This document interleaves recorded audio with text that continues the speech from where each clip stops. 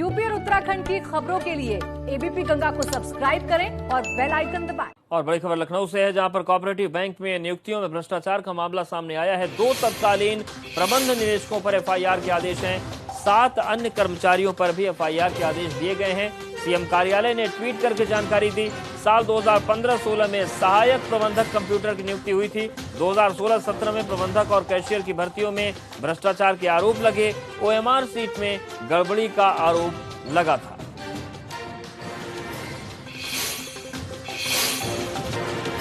तो cooperative bank में नियुक्तियों में भ्रष्टाचार के मामले का खुलासा हो रहा है। 2 तत्कालीन प्रबंध निदेशकों पर एफआईआर के आदेश दिए गए हैं। 7 अन्य कर्मचारियों पर भी एफआईआर के आदेश जारी किए गए हैं। सीएम कार्यालय ने ट्वीट करके जानकारी दी। साल 2015-16 में सहायक प्रबंधक कंप्यूटर की नियुक्ति हुई थी।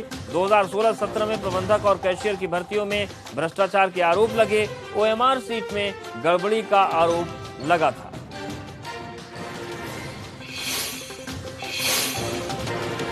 तो कोऑपरेटिव बैंक में नियुक्तियों में भ्रष्टाचार के मामले का खुलासा हो रहा है। 2 तत्कालीन प्रबंध निदेशकों पर एफआईआर के आदेश दिए गए हैं। 7 अन्य कर्मचारियों पर भी एफआईआर के आदेश जारी किए गए हैं। सीएम कार्यालय ने ट्वीट करके जानकारी दी। साल 2015-16 में सहायक प्रबंधक कंप्यूटर की नियुक्ति हुई थी। 2016-17 में प्रबंधक और कैशियर की भर्तियों में भ्रष्टाचार के आरोप लगे। ओएमआर सीट में गड़बड़ी का आरोप लगा था।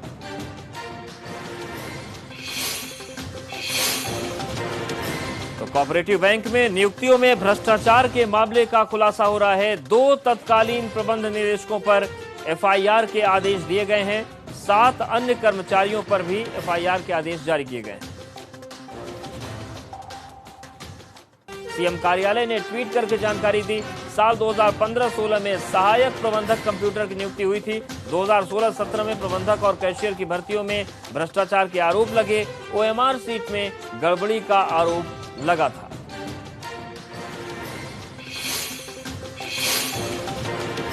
तो कोऑपरेटिव बैंक में नियुक्तियों में भ्रष्टाचार के मामले का खुलासा हो रहा है। 2 तत्कालीन प्रबंध निदेशकों पर एफआईआर के आदेश दिए गए हैं। 7 अन्य कर्मचारियों पर भी एफआईआर के आदेश जारी किए गए हैं।